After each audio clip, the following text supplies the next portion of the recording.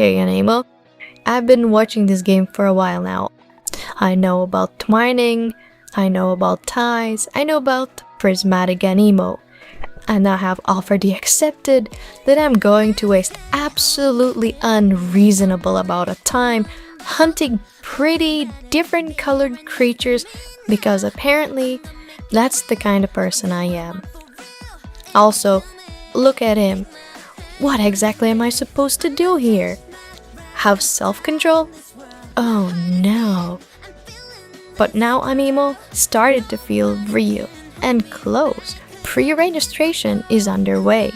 We're seeing pre-order packs for PlayStation and Xbox, and we're getting to the point where I can stop thinking about Aniimo as this cute game somewhere in my future and start thinking about it, what I'm actually going to do when I finally get in. And more importantly, how badly is this game going to consume my entire life? So, for everyone who doesn't know what is Aniimo, if you're somehow missed Aniimo completely, there's the few second version. It's a free-to-play open-world creature-catching RPG. You explore the place and find and collect Aniimo, fight with them, build ties with them, and through twining, where you turn into them, actually transform yourself as the Aniimo. Now, that was the shorter version because I'm more interested in talking about why I want to play this game. Before we discuss gameplay, there are several extremely important criteria by which every Aniimo must be evaluated, and I have developed a very sophisticated scoring methodology.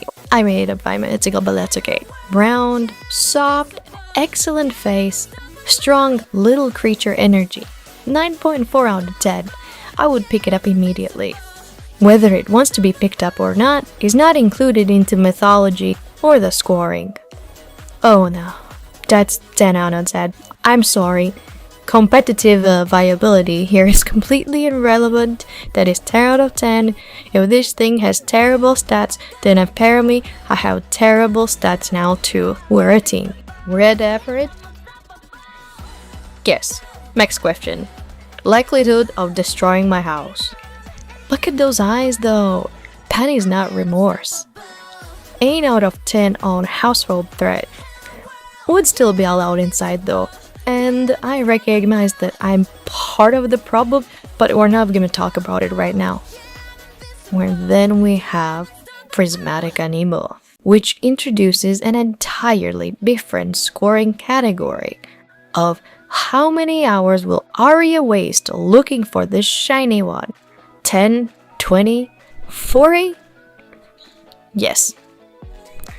Score financially and emotionally concerning out of 10.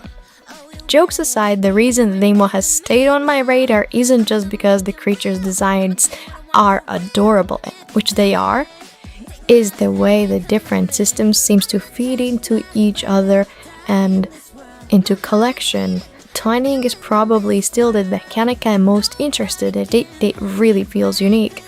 And because you're not simply building a collection of creatures that occasionally come out when the combat stats, you can actually become them. Their abilities affect how you move, fight, and interact with the world. And I love the idea. Because finding another Aniimo potentially means finding another way to experience the world. Aniimo being free to play doesn't automatically bother me. Actually, the way I've been thinking about Aniimo isn't just another creature collecting kind of game.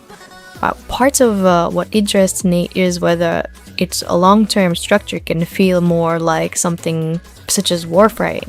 Not because the game themselves are the same, obviously they're not. I mean the philosophy, the monetization. You know, give a world and combat and things you actually enjoy, and then give your money to support. The battle pass is fine, and if you can get Prismatic Aniimos later for free or player trading that is fine, and that's great. And if Aniimo can create that feeling people have for Warframe, then it is dangerous. Because suddenly finding a prismatic isn't just, oh, shiny thing, it's, I have been hunting this little bastard for the 4 nights that it's finally all mine. That creates stories, and I love games that create stories you weren't explicitly given by the game developers. Stories that just happen naturally, like in 7 Days to Die, in the old ones, in the alphas, before the 2.0 or 3.0, or even 1.0. Free-to-play can also ruin things. So it is also my biggest question. Not, is Aniimo free-to-play? We already know it is. The question is, what does Aniimo being free-to-play actually mean?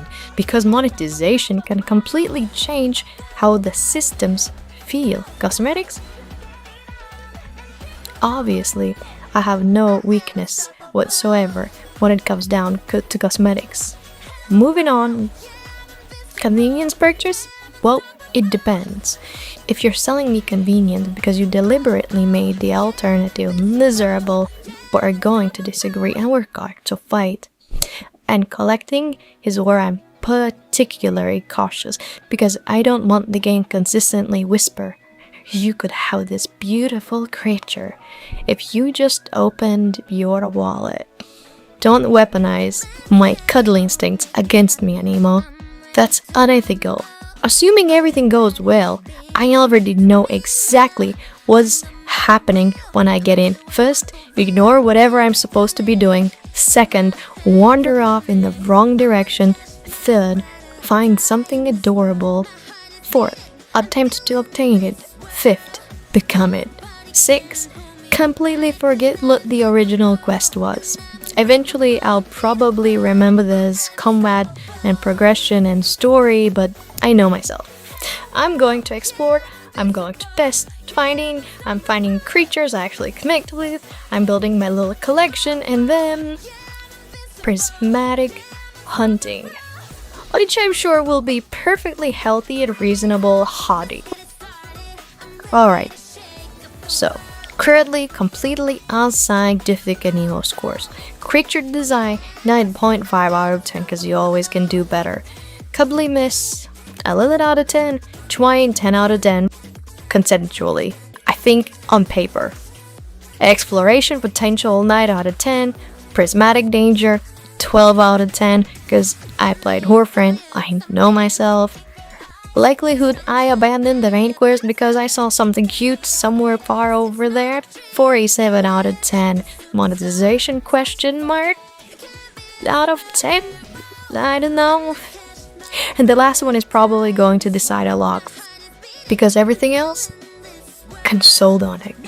Aniimo doesn't need to convince me to try it. That part is already done. What it needs to prove now is that there's enough underneath the beautiful world and adorable ugly creatures to keep me in there. And that its free-to-play systems won't make me simply wish that it was a buy-to-play game. Because if they get the balance right, oh, so in trouble. And since apparently I'm judging imaginary animals professionally now, tell me your favorites Aniimo. Not the strongest, not the meta choice. The one that's for you. The creature you're already looking at and thinking, yep, that's coming home with me. I want to see them. I'm Aria Sinclair. I'll see you next time.